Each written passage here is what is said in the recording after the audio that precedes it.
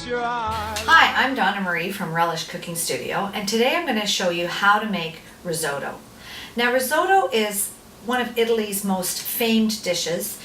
It's really a pure comfort food, and people really enjoy eating it when they can add other ingredients into it. Today we're just going to make a simple risotto, so I'm just going to really show you the basis of how to do it, and then talk about other ways that you can incorporate ingredients, additional ingredients, to extend the meal a little bit. A basic simple risotto involves rice.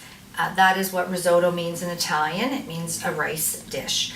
There are three types of rice that you would traditionally use to make risotto. A borio, which is the really classic Italian rice. There's a carnaroli, which is also a very good rice. And then there's a violone nano rice as well, which is another option if you want to make risotto. All of these rices have short grains and are a much smaller granule of rice than a long grain rice. If you're starting off for the first time, a borio is a great option to start with, and that's what we're going to be using today.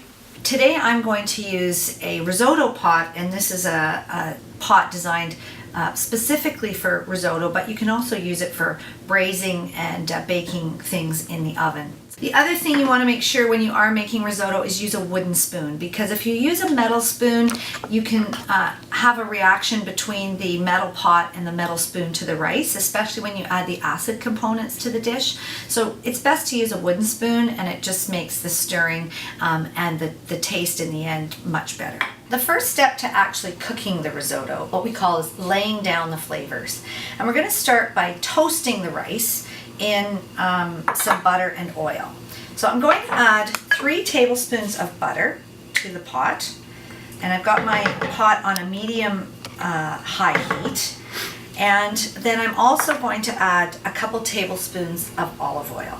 And by adding the olive oil and the butter together, it helps prevent the butter from burning, and it adds a real nice flavor to the olive oil as well. So we're going to let those two things melt in the pot first and come together before we start to add the rice. Add the rice to the melted butter and the olive oil, and this is what we call toasting the rice. Now what this does is creates a crispy shell around the outside of the rice grains, so that it helps prevent it from getting mushy. And you really want to keep the rice grain as toasty as possible. Risotto can actually have different consistencies depending on how you make it. You can go from everything from a soft porridge-like consistency to a much more granular consistency. But of course, it all depends on the type of rice and how you prepare it from the start. Step 3 is to add some wine or some acid to the dish. So in this case, I'm using some white wine.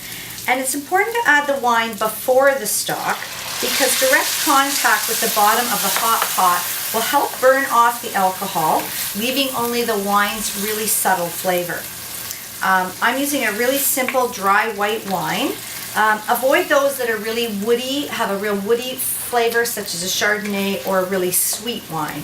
Pinot Grigio or a Sauvignon Blanc is a great option for a risotto. We're using white wine, but there's a whole category of risottos that you add red wine to. We need to allow the alcohol to burn off from the wine and the liquid to cook down in the pot before we add the stock. The next layer to this dish is to add hot stock. And we want to make sure we use an unsalted stock, because we want to be able to control the amount of salt that we add into the dish. So I'm using a homemade stock, but you could also use a low sodium chicken stock. You could also, if you're doing this as a vegetarian option, you could add a vegetable stock to the dish as well. But we're ready to start adding our stock. So what I generally do is bring the stock to a gentle simmer so that I can see that it's steaming and it's hot. And it's the hot stock being added into the risotto that's really going to add the creaminess here, and that's why we really want to make sure that we have hot stock. That helps to keep the starchiness of the rice, and that's what really gives it its creaminess. So I'm going to start with a couple of ladles. I start with about a cup of stock first, and I'm going to ladle that into the risotto or the rice dish as I've got. I'm just going to start with a whole cup to begin with, which in this case is about 2 ladles full. And I'm going to stir it around, and now I'm going to really let the rice come to a gentle simmer. I've got it on a low or medium low. I'm going to keep it that way, and I am going to cover it with the lid of the pot because I want to let it cook a little bit, and it takes about 5 to 7 minutes for the first ladle before we start adding additional stock to the pot. Now we're going to continue to add the rest of the stock, but we're really only going to add it in small batches, probably about 1/2 cup at a time. You don't want to add all the stock all at once, because what that does is it steams the rice or boils the rice, and it becomes much softer in consistency, and that's not really the consistency we want for a true risotto. So the key is to add it in small batches, about 1/2 cup at a time. It's going to take you at least 6 or 7 additions of stock, and that's why it's sort of something you have to just take your time with, low and slow, and just be patient with it. But your patience will pay off because you'll have a really nice creamy risotto at the end. As it cooks down, it evaporates, but the rice totally absorbs the liquid and becomes very creamy as the starchiness begins to come out of the rice.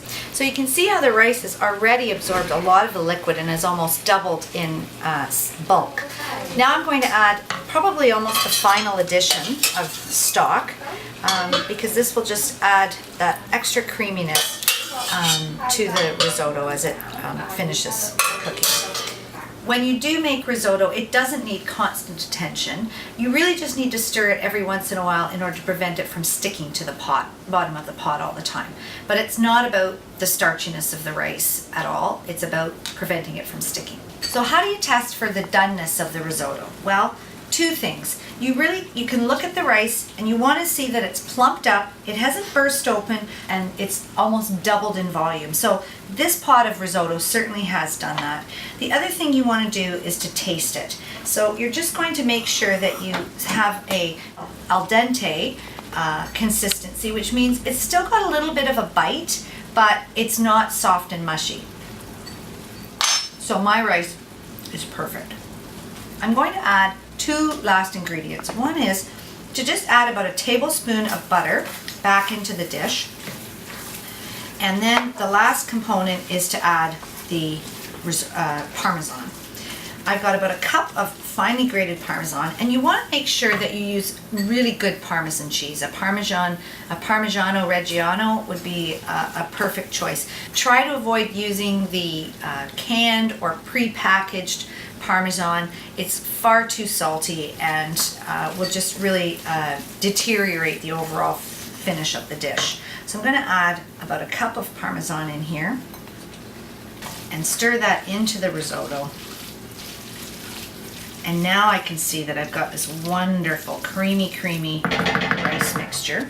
This is the point at which you want to add any additional seasonings. So we haven't added any extra salt, and we tried to use a low sodium chicken stock. So because I've tasted it and I know I've got the right consistency, I'm just going to add a little bit of additional salt, and I'll also add some crackings of freshly ground pepper into the dish to add the rest of the seasonings and flavors.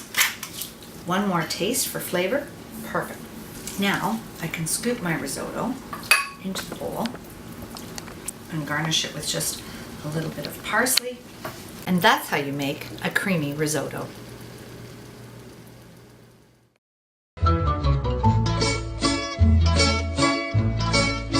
When the moon hits your eye like a big pizza pie, that's amore.